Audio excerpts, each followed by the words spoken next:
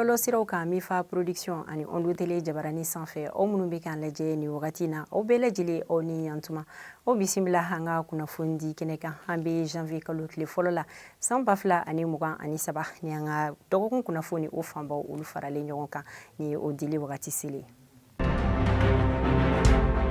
Décembre kalo tile 21 ka dugujɛ a 22 la Buguni marala kɛrɛnkɛrɛnnenya la ni o ye Kɛkore minnu ka baara ɲɛsinnen don kungo ani kungo kɔnɔfɛnw olu lakanali ma n'an b'a fɔ o ma ko eaux et forêts olu ka baara senfɛ u taara forêt classée la ni ka o ɲɛ da a kan u kɛlen ka taa u taara sɔrɔ fɛn dɔw bɛ minnu ni sariya tɛ taa hukumu kɔnɔna na o ye weleda lase minisiriso ma minnu ka baara ɲɛsinnen don sigida o lakanali ma n'an b'a fɔ o ma ko ministère de l'environnement de l'assainissement et du développement durable olu ye wuli ka jɔ kɛ ni o taara bɔ chinois dɔw kan minnu tun bɛ ka damanda baara k'a kɛ ni yɔrɔ kofɔlen na chinois caman tun bɛ a yɔrɔ la nka tɛgɛ sera ka da min kan o ye chinois 4 o tɛmɛnen kɔfɛ u ka baarakɛ mansiw tɛgɛ sera ka da o caman fana kan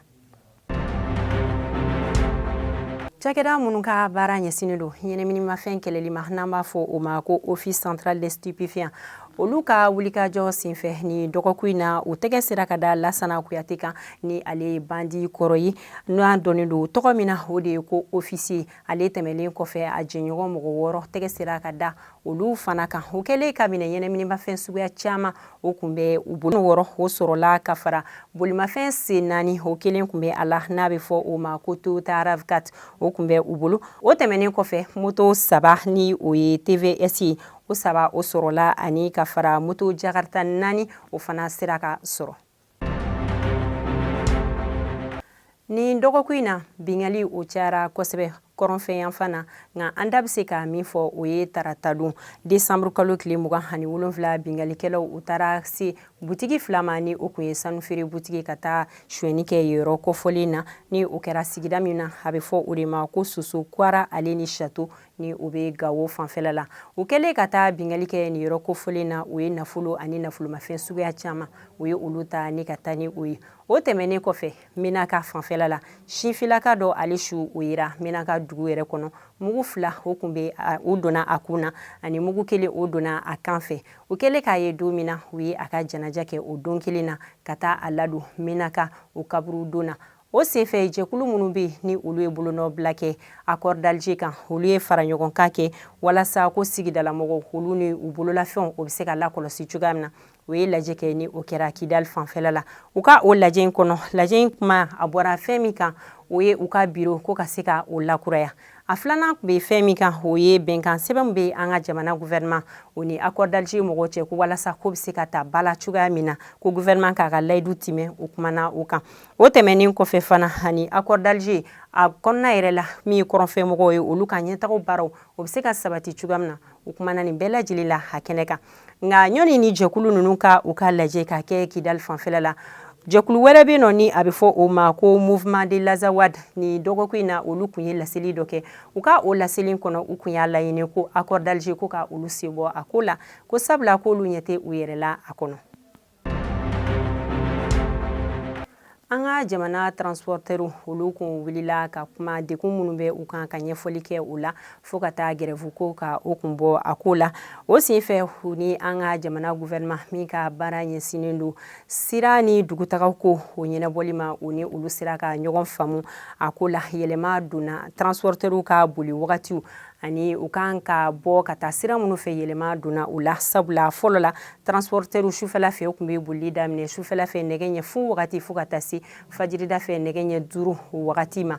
transporteurs kun y'a laɲini an ka jamana gouvernement fɛ ko ka wagati ka a falen ni o ye ko sufɛla fɛ ko nɛgɛ ɲɛ 22 k'u ka boli daminɛ u la ko fo ka taa se 5 heures du matin ma nka o senfɛ an ka jamana gouvernement ni yɔrɔ kofɔlen na a ye yɛlɛma min don o la o ye sufɛla fɛ nɛgɛ ɲɛ 23 fo ka taa se 5 heures du matin ni o ye fajirida wagati k'u bɛ se ka boli ni wagati kofɔlen na ani don min fana ni baara tɛ kɛ o donna n'an b'a fɔ o ma ko jour férié fɔlɔ la u tun bɛ baara kɛ wagati min na o kɔnɔ o kun ye nɛgɛ ɲɛ 10 ka taa se nɛgɛ ɲɛ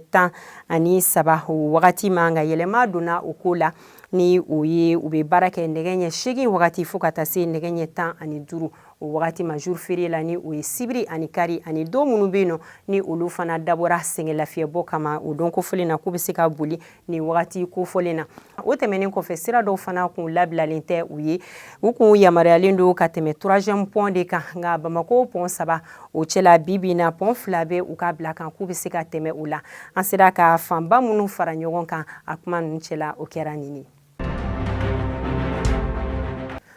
Minnu bɛ sirabada la n'olu ka baara ɲɛsinnen don ka wari minɛ mɔgɔ la n'an b'a fɔ olu ma ko péagiste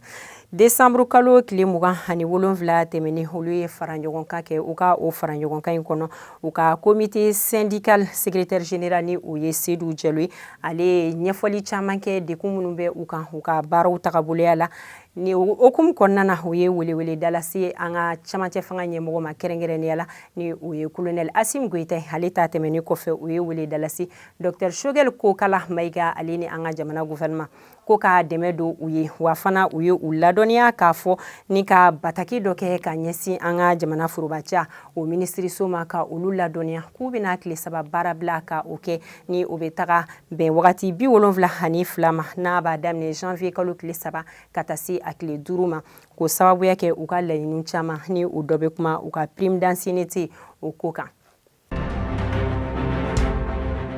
Kabini juillet kalo tile 10 san 2022 Ivoirien ka mɔgɔ 49 minnu kun bɛ an ka jamana na ni musolaka 3 olu bilala ka taa Côte d'Ivoire jamana kan k'a tɔ to mɔgɔ 46 ye olu ka kiri kunfɔlɔ tigɛli o daminɛna alamisa don décembre kalo tile 29 a tɔ o kɛra décembre kalo tile 30 la ni mɔgɔ 46 ninnu u kun bɛ an ka jamana sariya baarakɛlaw olu ɲɛma jaabi mun bɔra a ko la fɔlɔ an ye jaabi kunfɔlɔ min sɔrɔ o de ye ko ɲangini mun tara ka mɔgɔ 46 ka olu sɛgɛrɛ ni olu ye cɛlakaw ye ko san 20 ka so k'u bɛ o de kɛ wa muso 3 ninnu ko peine de mort de tara ko ka olu sɛgɛrɛ ni mɔgɔ kelen ninnu bɛɛ lajɛlen ko sifa wari miliyɔn 2 k'u kan ka o de sara faso ye an ye jaabi kunfɔlɔ minnu sɔrɔ a kiri tigɛli kunfɔlɔ la o kɛra nin de. N'an bɔra yen an bɛ taga kokan kibaru la lieutenant colonel Emmanuel Zukarana ni ale ye Burkinabew olu ka finitigilaka dɔ ye ni cɛ masina san 1 kɔnɔ o y'a minɛ ka datugu ka don kaso la siɲɛ 3 hakili jiginna a ka minɛ ko fɔlɔ kɛra kabini janvier kalo o wagati la san 2022 ka Roch Marc Christian Kabore k'ale to fanga la o ye a minɛ ka a datugu ko sababuya kɛ k'a bɛ fɛ k'ale ka fanga ko ka o dafiri ani fana ko jamana ka sɔrɔ k'a bɛ ka o nafolo ko ka o ŋanamu a tora kaso la fo ka taa se février kalo ma o wagati la u y'a labila février kalo tile 2 san 2022 o bɛnna ni Paul Henri Sadaugo Damiba ale ka fanga wagati a bilala don min na o don kelen na o tilala k'a minɛ k'a datugu tuguni siɲɛ 2 na kaso la décembre kalo tile 15 tɛmɛnen a kun ye liberté provisoire sɔrɔ dɔgɔkun 2 tɛmɛnen a kelen ka bɔ kaso la décembre kalo tile 27 o tilala k'a minɛ k'a don kaso la ni o kɛra nɛgɛ ɲɛ 10 o tɛmɛnen ni sanga 22 ye k'a to a ka denbaya la pabiri o ye a minɛ k'a datugu ko sababu kɛ ko mɔgɔ min bɛ Burkina jamana ɲɛmɔgɔ la bibi na ni o ye capitaine Ibrahim Traoré k'a bɛ fɛ ka o ka fanga ka a dafiri nka ɲɔni u ka cɛ masina ka a minɛ ni o ye colonel Emmanuel Zukarana ye a kun ye ja dɔw bɔ ni olu bilala bɔlɔlɔ siraw kan a ka o ja ninnu na a ye ɲɛfɔli kɛ a ye kɛlɛ kɛ ka se jamana minnu ma a y'a yira k'a fɔ ko ale tɛ banbagaci ye wa fana ko mɔgɔ de bɛ fɛ ka dan sigi ale ka ɲɛnɛmaya la k'ale ye kɛlɛ kɛ yɔrɔ caman na k'o tɛ Burkina dɔrɔn ni Mali bɛ o la Soudan Polisario Centrafrique k'ale dugu kɛ nin bɛɛ lajɛlen la k'ale tɛ banbagaci ɲɔni finitigilakaw olu ka minɛ sifilakaw caman olu kun bɔra ni ka u ka dusumakasi ka yira ni koɲa la. N'an bɔra yen an bɛ taga Sudan kɛrɛnkɛrɛnnenya la ni o ye 11 mai décembre kalo tile 27 bisi dɔ ni ale kun bɛ ka taa Khartoum ale tagara don camion dɔ la k'o jɔlen to gitɔrɔn da kan ni o kɛra sababu ye mɔgɔ 16 olu tora a ko dafɛ mɔgɔ 19 olu joginna. n'an bɔra ye an bɛ taga diɲɛ bɛɛ lajɛlen farikolo ɲɛnajɛkɛlaw olu ka ɲɛmɔgɔba ni o ye Wura Pele Ala ye ale miniji dɔgɔya ka si to san 82 la ko sababu kɛ bana kuntagalajan ye ni o kɛra desanburu kalo tile 29 san 2022 ni cɛ masina a ka baara yɛrɛ bɛɛ lajɛlen la a ye celu hakɛ min kɛ o bɛnna 1283 a ye o de kɛ wa a kelen fɔlɔ diɲɛ na mɔgɔ kelen min sera ka Coupe du Monde ko o sabata fɔlɔ o kɛra ale de ye Ala ka a dayɔrɔ ka a nɛmaya. An b'an ka kunnafoni ka kuncɛ ni an balima kerecɛnlakaw olu ka sanyɛlɛma ye n'an b'a fɔ ma ko 31 décembre ni dɔw b'a fɔ o ma cogoya la ko Saint Sylvestre. Ala ka kɛ hɛrɛ san ye ka bɛn ni basigi k'o sabati Mali kɔnɔ ani diɲɛ fantɔw bɛɛ lajɛlen la ani diinɛ suguyaw caman bɛɛ lajɛlen ni ɲɔgɔn cɛ. Aw minnu ni aw tɛ sɛgɛn ka to k'an lajɛ sanga ni wagati bɛɛ lajɛlen la an bɛ foliba lase aw bɛɛ ma ani mɔgɔ minnu sababu b'a to ni aw bɛ se k'an sɔrɔ nɔgɔya la cogoya min na ni olu y'an ka dibi baarakɛlaw ye an bɛ foli lase olu fana ma. Ala ka san wɛrɛ ka o yira an bɛɛ lajɛlen kɛnɛ na a k'an bɛ o la sanga wagati wɛrɛ ni Ala ka jɛ ye.